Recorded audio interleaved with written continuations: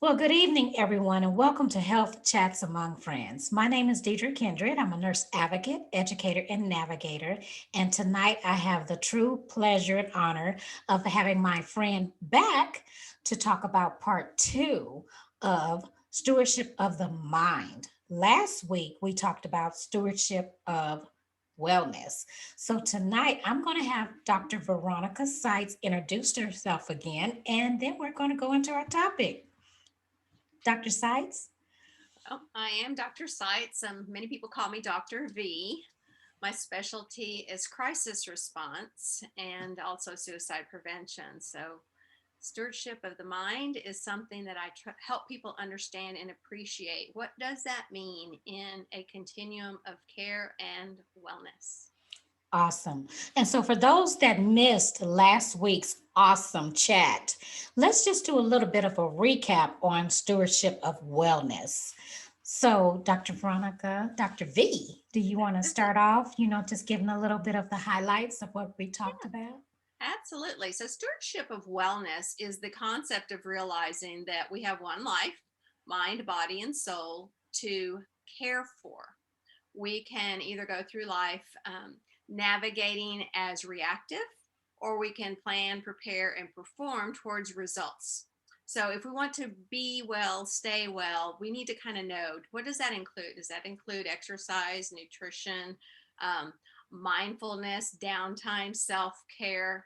Without these things, wellness can be compromised. So I help people to understand and appreciate what it is that we can empower and we are empowered to do in the space of wellness, and tonight's topic in the space of the stewardship of mind.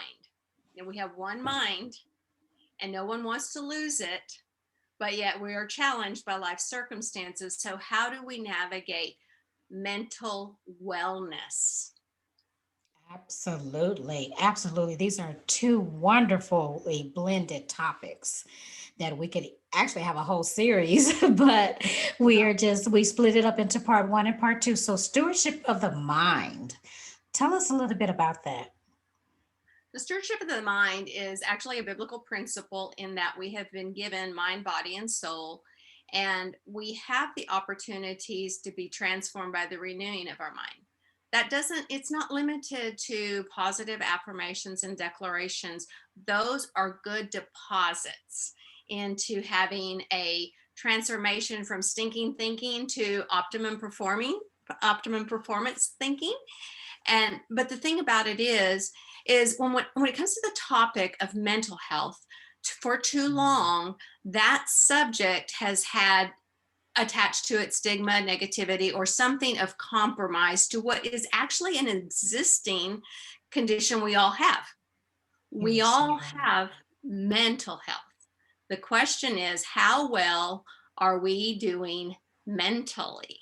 And that has to do with stress management, and navigating when we get the curveballs, or our normal is um, interrupted by adversities. So, the stewardship of wellness has to do with how do I maintain the one mind I don't want to lose, but also it comes from a concept which is kind of, it sounds a little odd, but it's all from the neck up.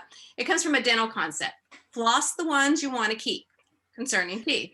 Well, no one wants to lose their mind, but we've never really been trained up in the way to build resiliency and to become more proactive Mm. in preparation. Not that we live in accordance to the fear of, my daughter calls me the doom cookie. Don't be the doom cookie, mom. Like, I'm not the doom cookie, but here's the thing: we live in a world with challenges, suffering, adversities of all kinds. If I think through and plan and prepare for what I don't want to happen, then at least I have an idea of how I could navigate it in the event that something does happen. Right. Yeah. That is so key because lots of times people say, look at the glass half full instead of half empty. But you do need to look at both sides of what could happen so you can prepare for it, because lots of times life happens when we're making plans. That's what my minister said. And yes, we're making plans, but lots of times we got to think about the good, the bad, and the ugly. We got to put that all in there. Unfortunately, we don't want to, but it is a necessary process because if you're making a plan, like say you're planning to go on a trip, right? Yeah. So we make all these plans. So this is going to happen, and I'm going to book this and I'm going to pack this. But what if you get to that destination and it rains? Yes. So just in case, I'm going to pack an umbrella and I'm Yes. still going to have a great time, but I'm going to be prepared. Absolutely. And I love that because that's actually the analogy I was going to use is, it's no different than having an umbrella, and that is readiness, but it's also, that protects us from the storm. It's not that you're not Absolutely. in it, it's that you're in it and not being impacted by, what's coming at you like you would be if you had no umbrella. Right. Yes. So I love that. I love that. And it's just all about life. I mean, any plans, the taboo thing that people don't want to talk about is end of life care planning. Yes. Mhm. And it's so hard to get people, but some people are like, oh, I don't want to think about that. And I used to be one of them before my mother passed away. She was the one saying, okay, we need to plan, we need to plan. And I was the one out of the sisters and brothers, all of us, oh, why are you talking about that? That's so depressing. But it's not because she was going home. She was wanting to prepare for her homecoming. And at the same time, it made our lives so much easier. Absolutely. And it is an inevitable. Mm-hmm. The relationship has a lot to do with what perspective am I taking, because the thing I tell people, in the role that you have, Deidre, is that, as a nurse advocate, it's having those conversations that somebody doesn't necessarily want to have, but it's inevitable. Life starts with an inhale and it ends with an exhale. And so what we do in between that inhale and exhale, the first one and the last one, it's that is how we can prepare, but also it's in the preparedness that we're ready for something. Maybe we don't want it. And I think about it this way. You said it very well. The toddler doesn't want their child, well, doesn't want their mom and dad to go when they leave on a date, but they have fun most of the time when they're away. That being said, that's kind of the way that we get as adults when our parents start to talk about end of life. We do struggle within that relationship. Is let's not talk about that because I really don't want you to go.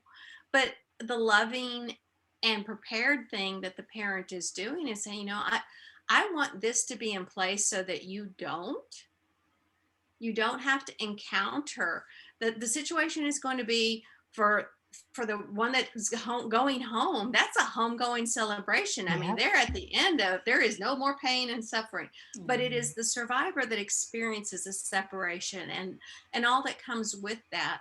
The parent, or the loved one, is actually trying to put things in place so that that transition is less difficult from a reactive standpoint by a readiness response. And that is what stewardship of mind is. It's like, let's think about the grade school. They have fire drills for a reason. Fires that we hope they never happen in school, but in the event that they do, thank goodness that the kids know the exits, they know where to file, they know how, the protocol, and they practice this in the event of an emergency. So, Love it. Love it. Love it. Love it. So that's all about stewardship because stewardship is a responsibility and we owe it to ourselves to prepare. yes. It's so much easier to respond than to react. React is a fight or flight type situation. You're just everywhere, right? You're just all over the place and you really can't think clearly.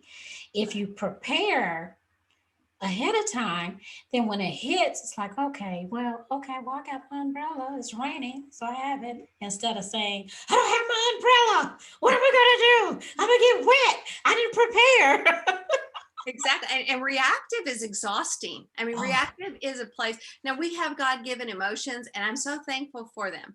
But to operate and draw from them in that moment is exhausting. oh If yes. we have opportunity to plan and prepare in advance, the beautiful return on investment of that is less stress, less probability of impacting or compromising our own antibodies and wellness staying. Because the thing with stress is that the body sends signals, and we often don't recognize what reactive survival living looks like. Hmm. Is at some point, if we're not listening to our body, Mm. headache, nausea, digestive problems, and unable to sleep, any number of things that the body is saying, hello, I need you to pay attention to me, because if you don't, I'm going to stop you, and you're going to have to pay attention to me. um, Isn't that true? and that's the thing is, no one wants to be ill. So wellness is a choice, it is an intentionality, and it is an investment to stewardship. I mean, that's what stewardship is. It's depositing in the right places so that the return and withdrawing from what we've deposited, that actually is putting in, it's depositing into our health. And that's really what people, I hope and pray that people want to maintain wellness. And that's what stewardship of mine is I want to give people skills, empower them to work from a place of victory, not just praying for victory. We can pray for it, but let's understand where we're operating is from victory. We have skills and tools and abilities. Yes. Sometimes we don't know. Take that umbrella out and use it. Yeah, Right. yeah. Right. Absolutely. That is some good stuff because it is all about taking care of our mind, therefore wellness. It is all together. It's just amazing to me. I love it. Yeah. Mhm. Yes. So what are some tips that you would give people who are just kind of hesitant to say, I really don't want to talk about. Any subject. So Yes, if just fill somebody in the blank. okay. So if somebody doesn't want to talk about a particular subject, I ask them, would you rather talk about it in advance and have a two-way conversation to brainstorm for solutions? Or would you like to be in the moment having a one-way conversation and nobody's giving you guidance at that moment? Because Right. that's the thing is, give someone an opportunity to think about, well, what, okay, maybe, oh, no, I don't want to talk about the subject, but it's less of a desire for me to arrive at that possibility and then have no input from a clear mind. So that's the thing is opportunity, time, and space where we're clear in our thinking to brainstorm towards a result is much more beneficial than I'm going to just avoid it and I'm going to stick my head in the sand. And not only do I want to, but we're not talking about this. Right. That is Yeah. so true. That's with anything, while you were talking, I started thinking about, how you used to watch TV shows or a movie and the lady's pregnant, right? And they are getting ready she's, her water breaks or whatever, and it's time for the baby to come. And everybody's like all frantic and everywhere. They're Mhm. running around. What do I do? What do I do? I don't know what to do. But if they would have practiced, Mhm. maybe, okay, well, I'm gonna prep my bag. I'm going to make sure the car is full of gas or whatever it may be. The plans you can implement to have in place, and it's okay to have those plans in place. Whatever it may be, having a baby, talking about funeral planning or end of life care planning, or whatever it may be. Storm. We just had this really bad storm here in Texas this couple weeks ago, and a lot of people were like, "Oh my gosh," but it's all about in planning for that, in just in case. And it's okay if it doesn't happen, if the bad doesn't happen, but you were ready for it. Correct. And planning doesn't necessarily mean you have 100% foolproof the No. possibility. Talking about the storm, we planned and we prepared in Hmm. advance to have meals that would be cold weather friendly.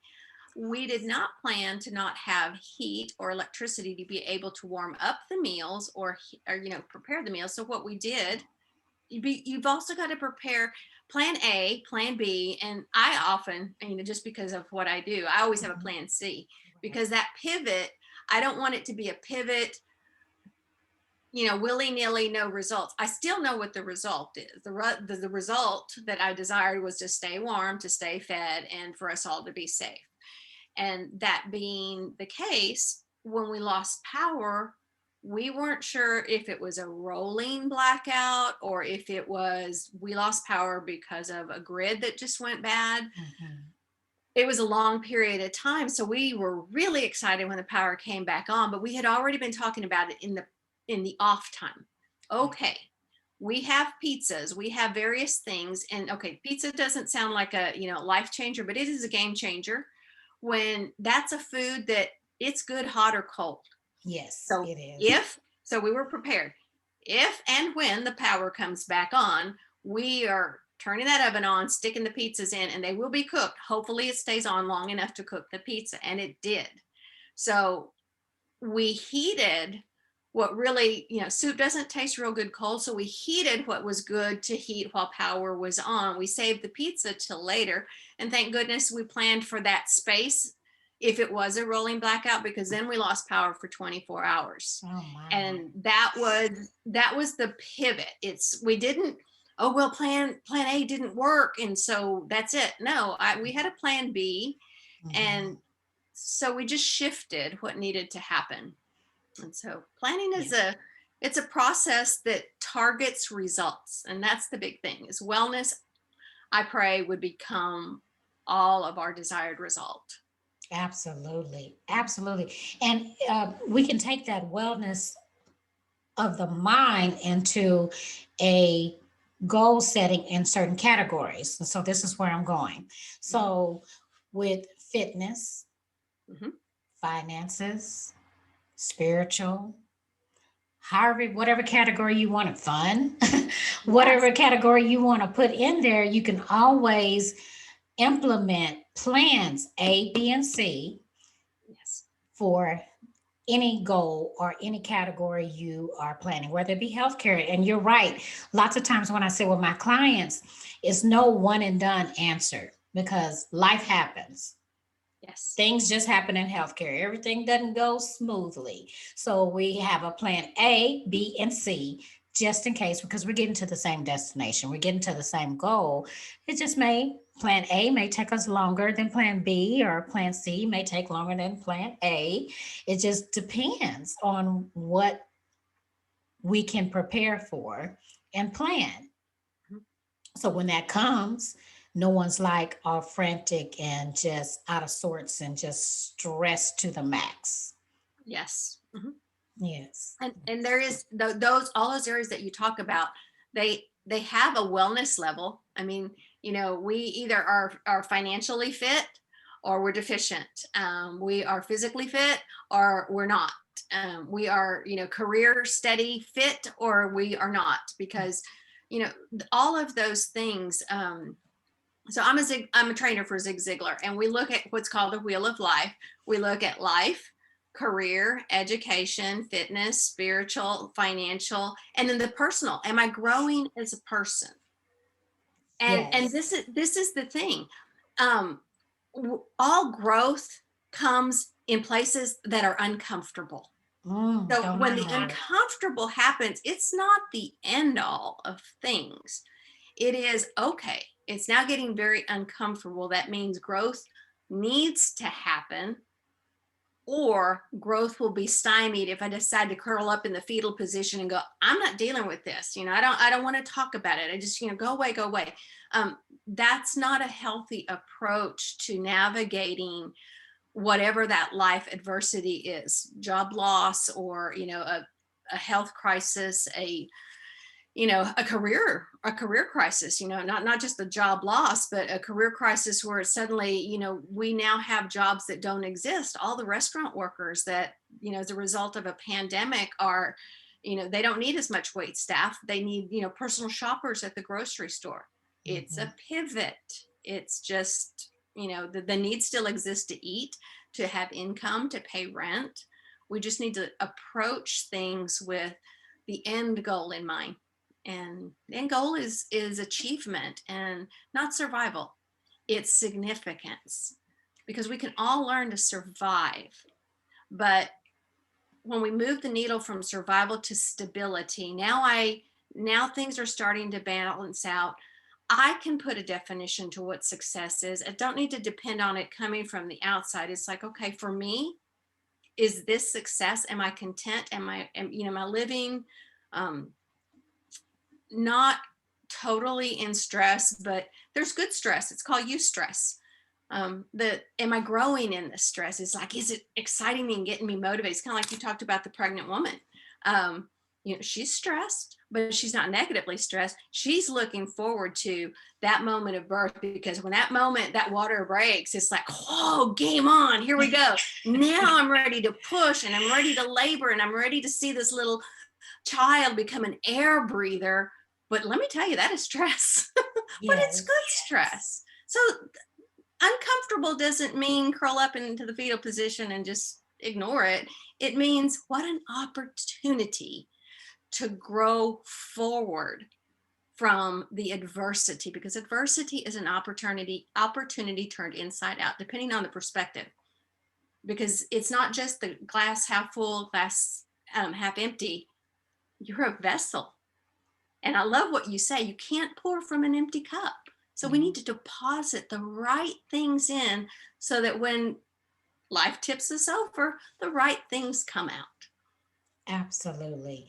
And also, what do you say when you have I'm going to come with this question, when you have several family members that are at different levels of mindset that Intensity, can we just call it what it is? uh-huh.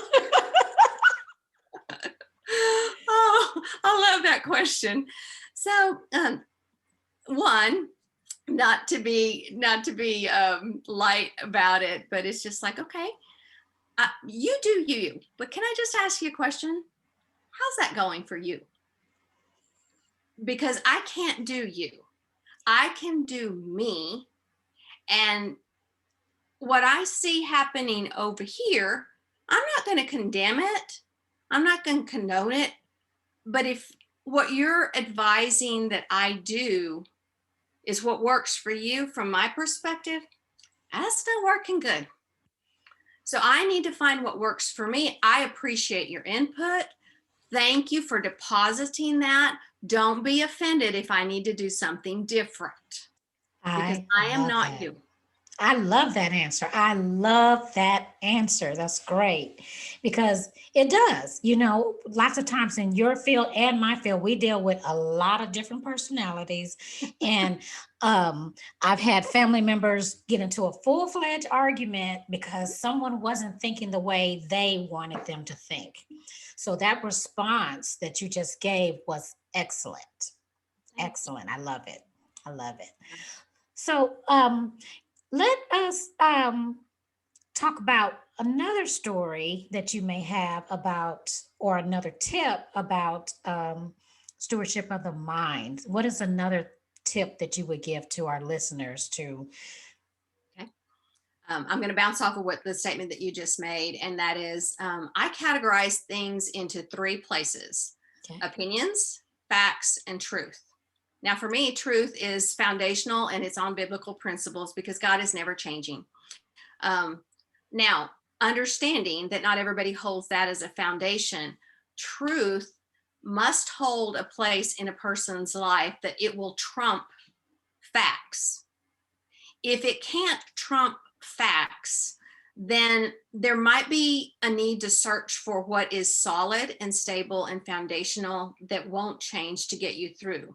Because the thing is, we are two people having a conversation right now, Deidre. So we can have two different opinions. You add 5 more people, we're going to have 7 opinions.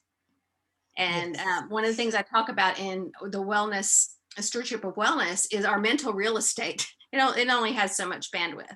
And so I need to think about my mind as prime real estate.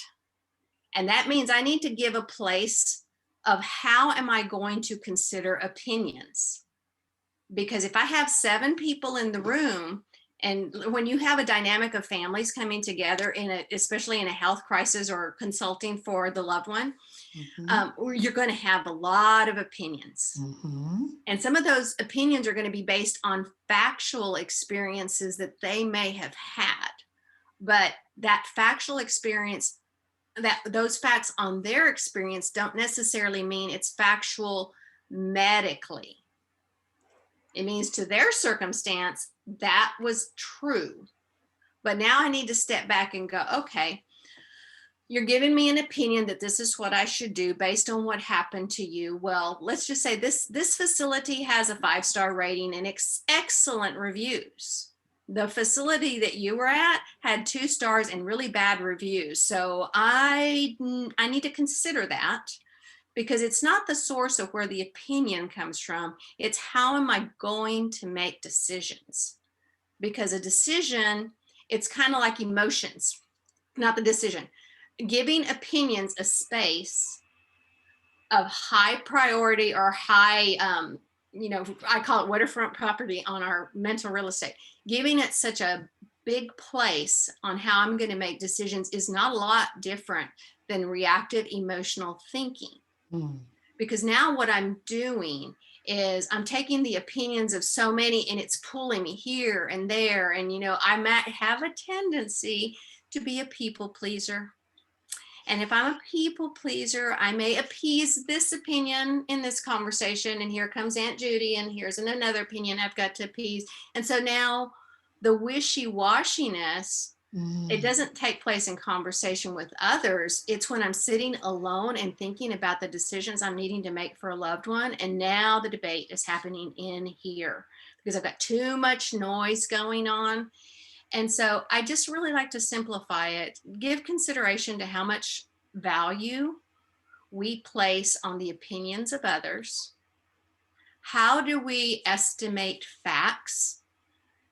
And what truth can trump a fact if you need for that to happen? Because here's the thing, the concept of truth trumping facts, it's a poker concept. And I'm not a poker player, but I understand cards enough that, you can have a winning hand, but you may have like a royal flush and you have a trump card. In other words, if it's that card and it goes down, it does not matter how great your winning hand was.